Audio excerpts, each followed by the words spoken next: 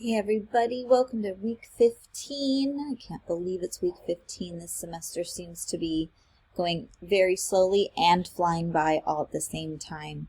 So let's get started and look at what we're doing this week. For week 15, hopefully you've already printed out your course schedule, and hopefully before our meeting on Monday you will have watched this presentation.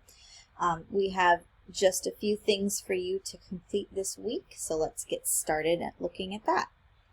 Alright, so here is your very last vocabulary quiz. Hopefully you have learned some really great vocabulary this semester. You will not have a vocabulary quiz during week 16 or during finals week. So there it is, your very last vocabulary quiz. Woohoo! You made it! Alright, so the next thing we're going to talk about is the Imprint stuff, reading the invisible.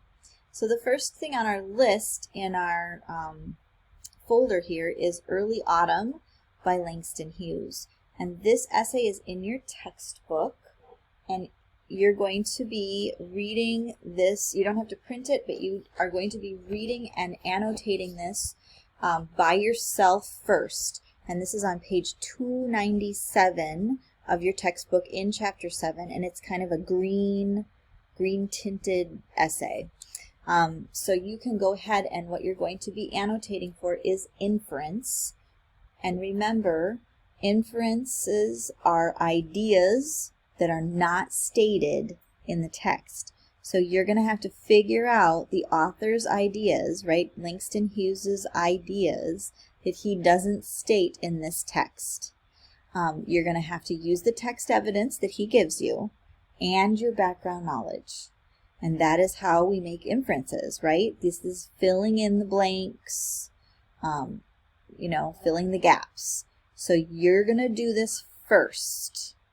Before you do anything else, you are going to read and annotate for inference Early Autumn by Langston Hughes. Please do it all by yourself first, because then there is a video, and that video is me, of course, going over this essay, and I am doing a think aloud. So I'm going to go through the whole essay, and I will talk my way through it, what I'm thinking, and how I am figuring out the inferences, and I'm annotating those inferences. So you can get a different color pen or whatever, and you will be revising your annotations. You're going to be adding to your annotations as we go through the video. And remember, that's how you learn, is if you do it first, and then you know where you were struggling and you know where you were having a hard time. Then when you watch the video, you will pay more attention to how to do those things that you're confused about. Okay? So be sure to do it all by yourself first, and then you're going to come to the video and you're going to revise your annotations while I annotate. Okay? And that video is probably about a half an hour, so it's not too bad. And that should be a pretty easy way to begin the week. My goal for you would be to have this done on Monday. You should have this video done on Monday. Spend an hour. It will take you a half an hour to do it, and then it'll take you a half an hour to watch mine. Spend an hour on reading class on Monday during your reading time and get that done. Okay? The next thing you're going to do is figurative language. This is a whole voice thread where I introduce the concept of figurative language. I define it, I define literal, and then after I go through about 6, types, I did 6 types of figurative language, and I define them, then we're going to practice, and there is an essay, and this is right in the voice thread. It's called The Bike, and it's by Gary Soto, and there are 10 paragraphs, so we're going to go through and analyze all 10 paragraphs for figurative language. We're going to do it one paragraph at a time, and so you're going to try it on one slide, and then we'll talk about it.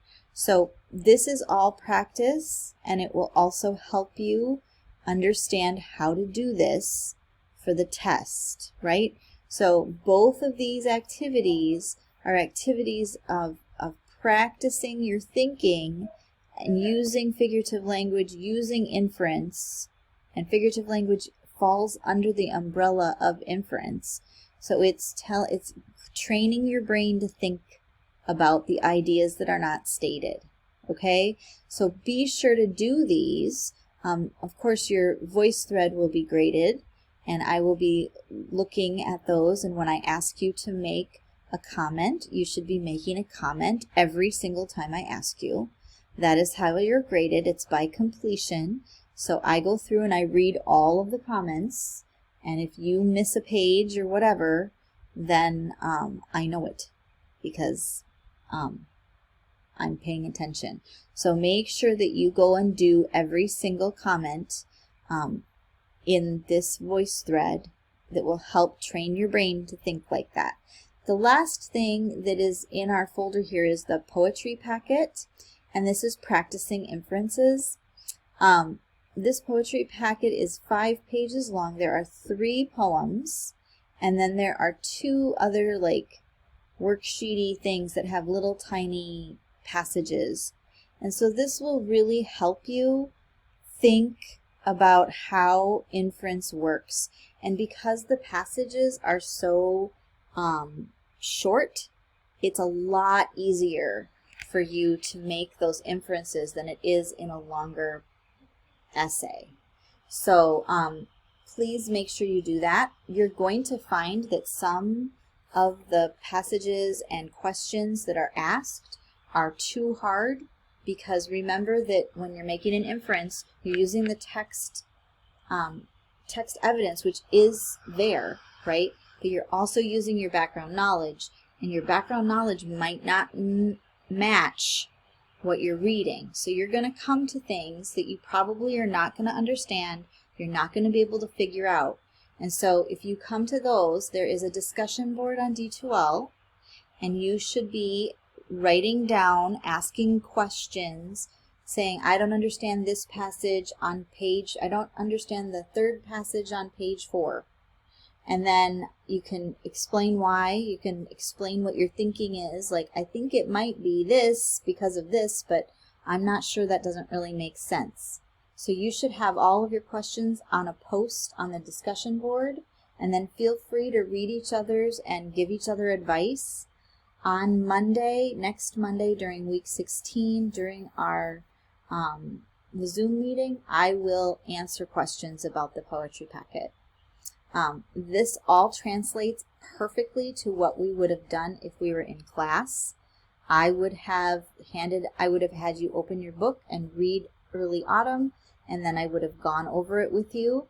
I would have gone through my PowerPoint about figurative language, and then I would have handed out the bike, and we would have gone through it together, and we would have annotated for figurative language together, and I would have handed out the poetry packet and let you take it home and get it done, and then we would have gotten in groups to look at what was hard, and I would have answered questions.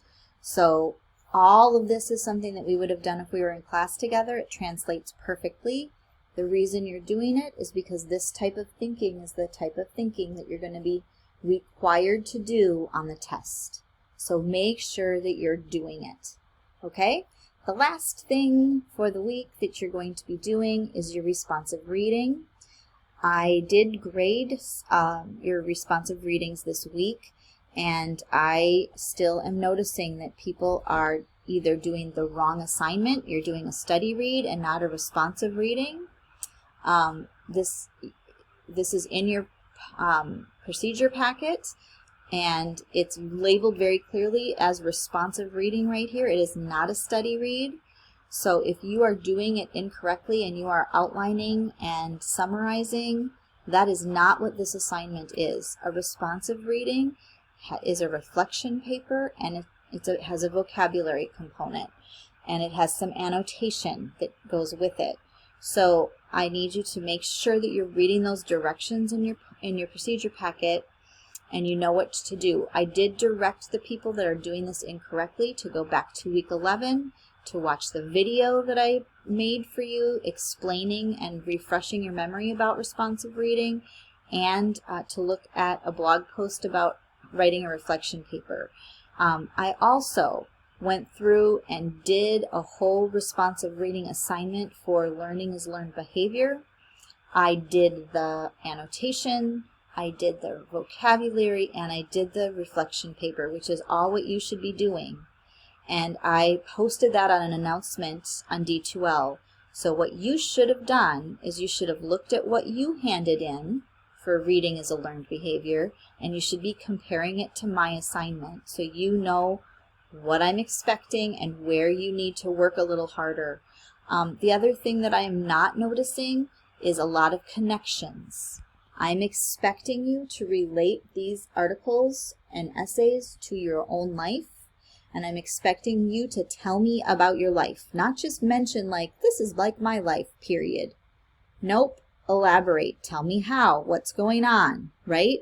And then I have made it really easy for you to make text-to-text connections. I've chosen these texts with that in mind.